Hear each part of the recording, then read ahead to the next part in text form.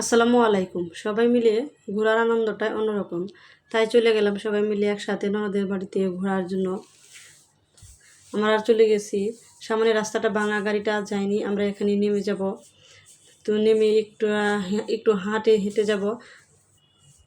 রাস্তা থেকে প্রায় 5 মিনিট। 5 মিনিট হাঁটার পর আমরা ফাইনালি ননদের বাড়িতে চলে এসেছি।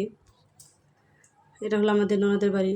তাদের বাড়িতে যাওয়ার সাথে সাথে আমাদেরকে শরবত দিল, নকশি পিঠা দিল, সাথে নুডলস দিল। আমরা এগুলি খাচ্ছি আর গল্প করছি। তো এদিকে আমাদের খাবার ফাইনালি রেডি করে ডাকতেছে। অনেক কিছু রান্না করেছে। এখন আমরা খাওয়া দাওয়া করব।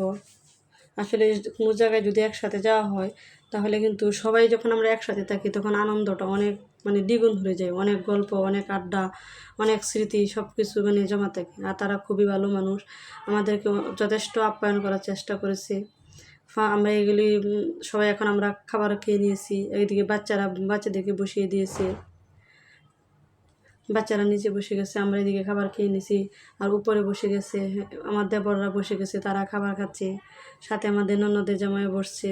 উনি খুবই এক ভালো মানুষ। সবাই ভালো থাকবেন, তাদের জন্য দোয়া করবেন, আমাদের জন্য দোয়া করবেন। সবাই ভালো থাকবেন। আল্লাহ হাফেজ।